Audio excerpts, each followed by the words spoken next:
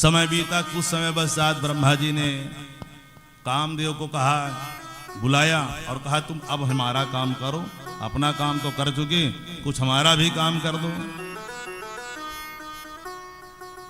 बोले क्या करो? बोले भोलेनाथ के ऊपर जो है काम का प्रभाव कर दो। गए भोलेनाथ तपस्या में बैठे हुए थे, लेकिन काम ने उनका जो है कुछ भी नहीं कर पाया। बोले कामदेव अपने गढ़ को लेकर के वापस चल देते हैं। तब भगवान नारायण प्रकट होते हैं। उन्होंने ब्रह्मा जी को समझाया। दोनों आपस में बात के बोले काहे भैया ये कामदेव का प्रयोग काहे करा रहे हो काम को बार बार? बोले मैं शिव का विवाह कराना चाहता हूं, मेरा उद्देश्य इतना है कि शिव का विवाह हो जाए। विष्णु जी कहे यदि आप शिव का विवाह करना चाहते हैं तो जगदम्बा का आवाहन करिए, उनके मंत्र का जाप करिए, और जब जाप करेंगे तो जगदम्बा प्रकट होंगी और उनसे आशीर्वाद मांगिए, वो वही काम जो है सिद्ध करेंगी। तब ब्रह्मा जी जो है माता जगजननी का ध्यान करना प्रारंभ कर देते हैं कि नमो नमस्ते जगतः प्रवृत्ति निमित्त रूपे स्थित सर्ग रूपे चराचराणां भवति सुशक्ति सनातनी सर्वविमोहनीति। हे जगत की प्रवृत्ति और निवृत्ति रूपी माँ जगत जननी जगदम्बा, आपके चरणों में मैं बारंबार प्रणाम निवेदन करता हूं। बोले बताओ ब्रह्मा जी क्या बात है, काहे ध्यान के जैसे देवी मैया प्रकट हुई? बोल क्या वरदान चाहते हो? वरदान मांगो। यही वरदान मांगा ब्रह्मा जी ने कि देवी आप ऐसा करिए कि कुछ ऐसा करिए कि शिव जी विवाह करें, और आपकी स्त्रीत्व दुनिया में कोई ऐसी स्त्री नहीं है जो शिव जी को मोहित कर सके, इसलिए आप ही ऐसा करिए। आप ऐसा करिए कि दक्ष कन्या बन करके प्रकट होइए, सती के रूप में प्रकट होइए और उनसे जो है मोहित करके भोलेनाथ से विवाह कर लीजिए। बोले ठीक है, उनके निवेदन को स्वीकार किया, वो भी तथास्तु कह करके वहां से चल देते हैं। ब्रह्मा जी की आज्ञा से दक्ष ने भी देवी जी की प्रार्थना की, दक्ष ने भी यही स्तुति किया कि जगदम्ब महामाय जगदीशे महेश्वरी कृपं कृत्वा नमेस्तेस्तु दर्शितं स्वावपुरपमा। जब मैया प्रकट हुई तो दक्ष ने भी यही वरदान मांगा। दक्ष जब तपस्या किया मैया प्रकट हुई तो मैया से दक्ष ने भी यही वरदान मांगा कि आप कन्या के रूप में जो है प्रकट होइए मेरे घर में और मेरे को आनंद प्रदान करिए। मैया जो है उनको आशीर्वाद जो है प्रदान करके अंतर ध्यान हो जाती है।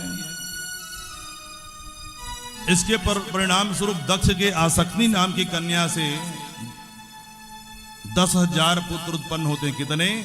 10,000। लेकिन नारद जी ने कूट प्रश्न करके सभी को बाबा बना दिया। फिर 1,000 पुत्र प्रकट हुए। ये कथा भागवत जी में हुई है, ये वाली दक्ष के पुत्रों का वर्णन, उसको भी बाबा बना दिए। कूट प्रश्न कर से क्या प्रश्न पूछा? अच्छा ये बताओ बच्चों, नारद जी ने कहा दोनों ओर बहने वाली नदियों को देखा है? ये दोनों ओर बहे। बच्चे चौंके, भाई ऐसे कोई नदी नहीं जानते। बोले विचित्र भाषा बोलने वाले पक्षी को जानते हो? बोले नहीं जानते। बोले ऐसा कौन सा बिल है जिसमें कोई एक बार गया तो बाहर नहीं आता?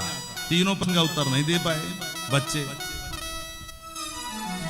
तो नारद जी बोले चलो अभी तुम कुछ नहीं जानते, पहले चेला बनो, बाबा बनो, मेरे जैसे हो जाओ तब बताऊंगा। सही बच्चे स्वीकार कर लिए, बाबा बन गए। फिर उत्तर बताया, दोनों ओर बहने वाली नदी का नाम है माया। क्या है? माया। ये सृष्टि भी करती है और संहार भी करती है। विचित्र भाषा बोलने वाला पक्षी है शास्त्र। शास्त्र की भाषा को भी समझना बड़ा मुश्किल है। हाँ, अरे बड़े बड़े शास्त्रों की बात क्या कहें, रामचरितमानस को भी लोग भोके नहीं समझ पाते। तो फिर कहेंगे भैया बड़े बड़े नेता आ जाते हैं सामने, अरे शास्त्र में ऐसा लिखा है कि ढोल गवार शूद्र पशु नारी सगर ताड़ना के अधिकारी। अरे भैया कौन कह रहा है ये तो देखो, समुद्र अपने आप के छोटा मान करके कह रहा है? शास्त्र में दोनों प्रकार की बातें हैं। राम जी भी कह रहे हैं भाई किसी कहानी जब लिखी जाएगी उसमें राम जी की बात भी लिखा जाएगा, रावण की बात भी लिखी जाएगी कि रावण ने ऐसा कहा। अब किसी ने कहा कि रामायण में ऐसा लिखा है, अरे तो ये तो पढ़ो कौन लिखा, कौन कह रहा है। हमें उसी बात को मानना चाहिए, यहाँ पे दिव्य महापुरुष कह रहे हो, भगवान जो बात कह रहे हैं उसको मानना चाहिए। किस उद्देश्य से, किस परिप्रेक्ष्य से कह रहा है। एक शब्द के जो है शब्दा नाम अनेक अर्था, एक शब्द के अनेक अर्थ होते हैं। तो सामान्य तो भाई हम किसी के हाव भाव देख करके किसी की भावना को नहीं समझ पाते लोग बात। वो दूसरे परिप्रेक्ष्य में कहेगा और दूसरा समझ लेता है। बोलने में जब आमने सामने खड़े हैं तो जब लिखा रहेगा भैया तो उसको भी समझना हर किसी की बात नहीं है। इसलिए कहते हैं कि बड़े बड़े विद्वानों से उसका जो लगातार उसमें लगे हुए हैं उनके नजदीक रह करके, गुरु के समीप रह करके अध्ययन करना चाहिए, श्रवण करना चाहिए, शास्त्रों को पढ़ना चाहिए। लेकिन कभी संशय हो जाए तो सदगुरु से जाकर के उसका थोड़ा पूछ लेना चाहिए। लेकिन ये संशय ना हो कि गलत लिखा, ये तो मन में नहीं आना चाहिए, ये मन में विचार आना चाहिए इसका भी कहीं ना कहीं कुछ तोड़ होगा, ये गलत नहीं है, इसका अर्थ हम समझ नहीं रहे हैं, लेकिन होगा कहीं ना कहीं कुछ सत्य बात ही इसमें लिखी होगी, ऐसा विचार रखना चाहिए। तो इधर जो है 10,000 और फिर 1,000 बच्चों को सबको बाबा बना दिए नारद जी। अचानक से दक्ष का मुलाकात कुछ दिन के बाद हो गया, किससे? नारद जी से। नारद जी को जैसे देखा, अहो असाधो साधु नाम, डांट लगाई। दक्ष ने तुम साधु नहीं असाधु हो। अरे तुम मेरे नन्हे नन्हे बच्चों को जो जिसने अभी जन्म लिया था थोड़े दिन हुए तुमको बाबा बना दिए, तुमको शर्म नहीं आई? जाओ मैं तुमको शराप देता हूं, एक जगह तुम्हारा पैर नहीं टिकेगा। नारद जी पीछे घूमे, बोले साधुओं का पैर एक जगह टिकना भी नहीं चाहिए। अब पीछे घूम करके नारद जी जो है चले गए। कभी कभी किसी का श्राप जो है आशीर्वाद हो जाता है, होता है कि नहीं, है कि नहीं? ये भी पुण्यों का प्रभाव है। कहते हैं ना कोई ईंटा फेंक के मारे तो मारो भैया खूब मारो, और सामने वाले ईंट को पकड़ करके इकट्ठा करते गया और उससे महल बना लेता है। किसी की बुराई करते रहते हम कई बार जीवन भर उसके पीछे लगे रहेंगे। वो व्यक्ति अपने काम में, उसको किसी से मतलब नहीं है, और काम करते करते वो आगे बढ़ जाएगा, अब बुराई करने वाले बुराई करते रह जाएंगे।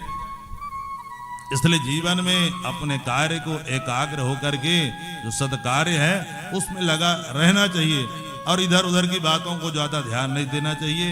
एक कान से सुनो और दूसरे कान से निकाल दो, के अंदर ले जाओ, निकाल दो। बोले सीताराम।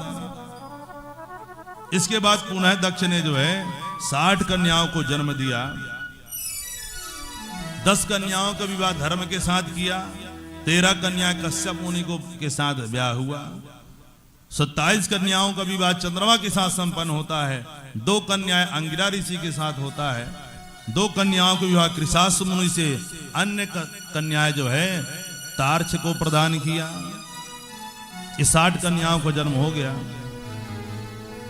फिर दक्ष की एक पत्नी का नाम था, ये तो आसकनी नाम की पत्नी से हुआ। एक पत्नी का नाम था वीरणी, वीरणी नाम की पत्नी से सती मैया का प्रकट होता है। बोलो सती मैया की जय, जगदम्बा मैया की जय। जैसे सती मैया सन्मुख प्रकट होती है, दिव्य उनका स्तुति जो है किए हैं, माता जी का प्रकट होता है। जैसे छोटी अवस्था में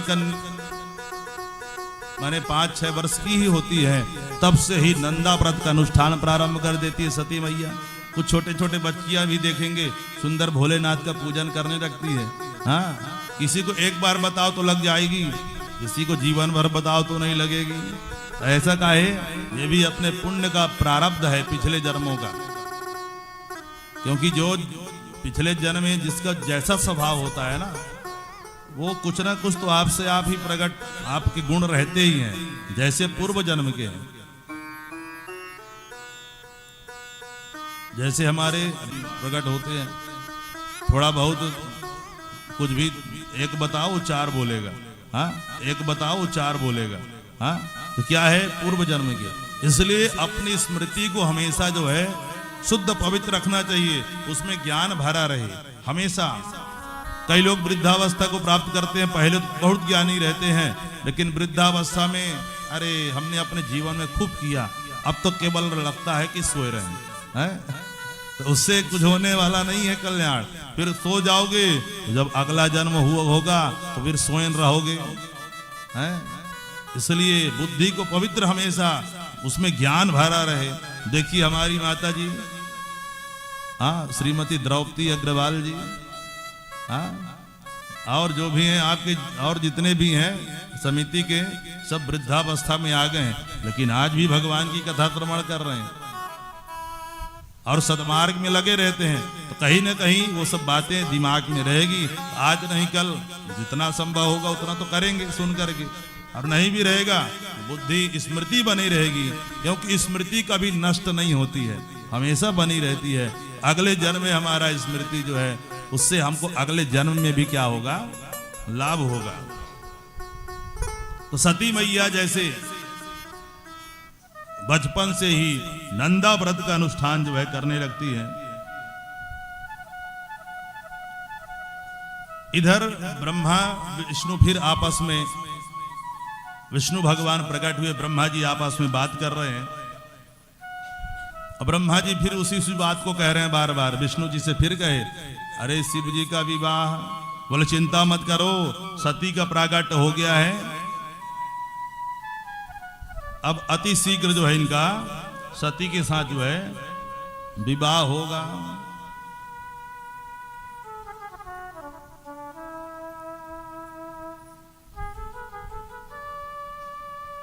और जैसे नंदा व्रत का अनुष्ठान किया, उसमें भोलेनाथ का पूजा की, अचानक से एक दिन भोलेनाथ का प्रकट होता है और सती मैया को आशीर्वाद दिए, वरदान मांगी सती मैया ने कि मेरा विवाह जो है आपके साथ ही हो। भोलेनाथ ने तथास्तु कह दिया। वो तो संकोच कर रही थी मांगने में, तो भोलेनाथ स्वयं कह दिए कि चलो तुम क्या मांगना चाहती हो, काहे पूजा कर रही हो, हम जानते हैं, मैं आशीर्वाद देता हूं तुम मेरी पत्नी बनो। इसके बाद कुछ समय पश्चात चैत्र शुक्ल पक्ष त्रयोदशी रविवार को पूर्वा फाल्गुनी नक्षत्र में भगवान विवाह के लिए यात्रा करते हैं और सती मैया के साथ दिव्य विवाह जो है संपन्न होता है। बोलो जगदम्बा मैया की जय। जिस समय सती मैया परिक्रमा कर रही थी, तो जितना दिव्य स्वरूप है कि यहाँ पे ब्रह्मा जी ने फिर से उनके चरणों को देखा, तो चरणों को देख करके थोड़ा सा विकार आ गया। शिव जी को पता चला तो वहीं त्रिशूल लेकर के खड़े हो गए ब्रह्मा जी को, मैं तुम्हारा वध कर दूंगा। हाँ, तब नारायण जो है समझाते हैं विष्णु की, और उनका एक नाम और हो जाता है, रुद्रसिर के नाम से विख्यात होते हैं। भोलेनाथ आशीर्वाद दे करके अपने स्थान को कैलाश में प्रस्थान कर जाते हैं। कैलाश के निवासी नमो बार बार हूँ, नमो बार बार हूँ। कैलाश के निवासी नमो बार बार हूँ, नमो बार बार हूँ। आयो शरण तिहारी नमो बार बार हूँ,